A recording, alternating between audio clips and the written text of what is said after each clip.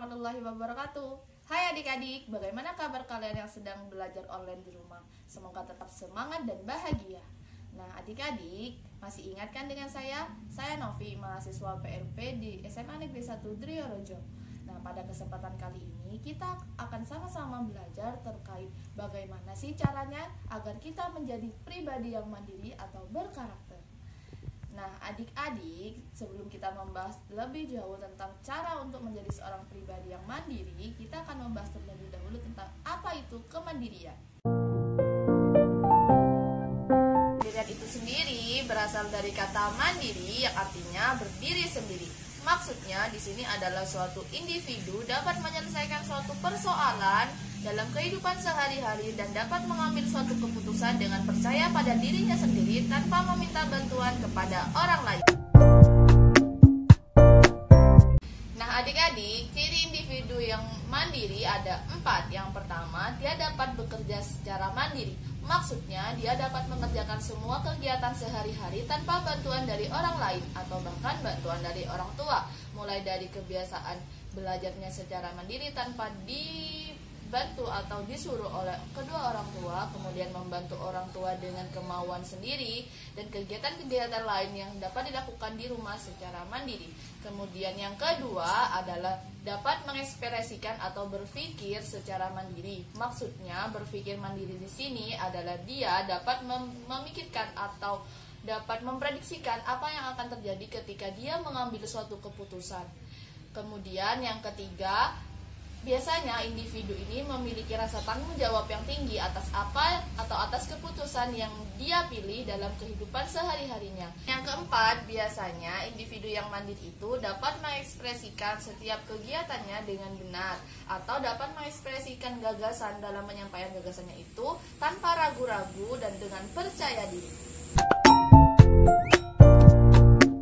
Adik-adik, dari beberapa penelitian menunjukkan bahwa terdapat 4 aspek kemandirian individu. Yang pertama berkaitan dengan aspek emosi. Maksudnya di sini adalah individu yang mandiri itu dapat mengontrol emosinya dalam melakukan suatu kegiatan sehari-hari.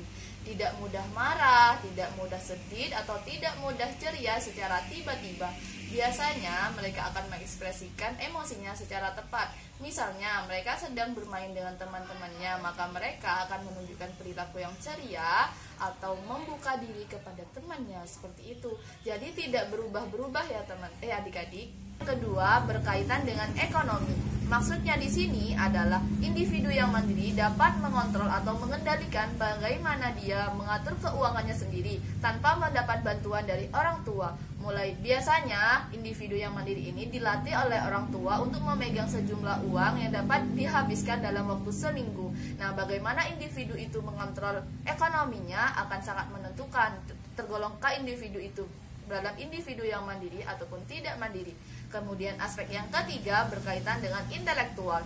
Nah, aspek intelektual ini berkaitan dengan bagaimana individu dalam menentukan keputusan yang sesuai dengan kehidupan sehari-harinya.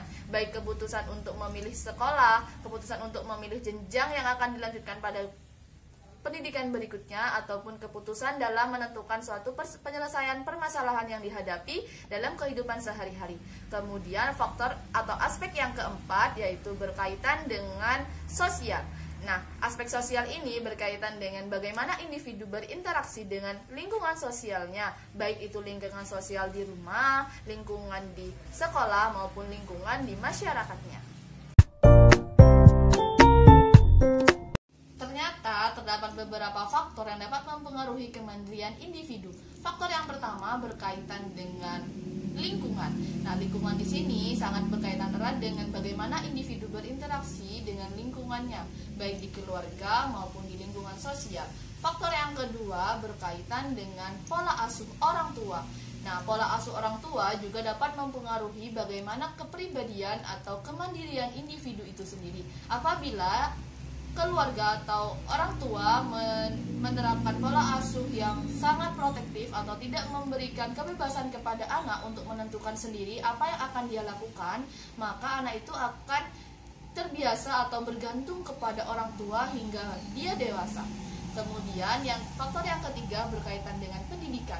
Nah, pendidikan ini menjadi sangat penting apabila individu itu tergolong ke dalam individu yang mandiri, karena di sekolah kita akan diajarkan bagaimana caranya untuk berinteraksi dengan orang lain, baik itu teman sebaya, orang yang lebih tua, ataupun orang tua kita di rumah. Kemudian selain itu juga di pendidikan dalam sekolah ini kita juga diajarkan bagaimana cara berpikir yang baik terkait pengambilan keputusan yang tepat untuk beberapa perilaku atau persoalan-persoalan yang mungkin timbul dalam kehidupan sehari-hari. Lalu muncul beberapa pertanyaan, bagaimana sih caranya agar kita tergolong menjadi individu yang mandiri? Nah, itu sangat mudah. Biasanya individu yang mandiri itu akan mudah untuk mengambil suatu keputusan yang bertanggung jawab. Maksudnya di sini, setiap keputusan yang kita ambil tidak dipengaruhi oleh orang lain. Boleh orang lain itu memberikan masukan, tetapi masukan itu harus kita saring dengan baik. Jadi tidak boleh langsung diambil atau dipilih ya, karena setiap keputusan itu memiliki sebuah alasan. Nah, alasan ini harus diperkuat dengan argumen-argumen yang sesuai pada diri kita sendiri. Salah satunya adalah menentukan universitas yang sesuai untuk studi lanjutan. Nah, bagaimana kita menentukan studi lanjutan ini juga dipengaruhi oleh beberapa pendapat, baik dari orang tua maupun teman sebaya. Nah, pendapat dari orang tua dan teman sebaya ini dapat juga menentukan keputusan yang akan kita pilih selanjutnya. Tetapi dalam penetapan keputusannya tidak dipengaruhi oleh dua faktor ini ya, tapi tergantung pada diri kita sendiri. Karena setiap keputusan itu memiliki alasannya. Ketika kita memilih anjuran atau usulan dari orang tua, maka kita juga harus memiliki argumen yang sesuai dengan keputusan orang tua. Nah, dengan begitu kita dapat menentukan kepribadian kita sendiri atau kemandirian kita sendiri dalam bertanggung jawab mengambil suatu keputusan. Selain itu, kita dapat juga mempraktikannya pada kehidupan sehari-hari pada hal-hal yang mudah.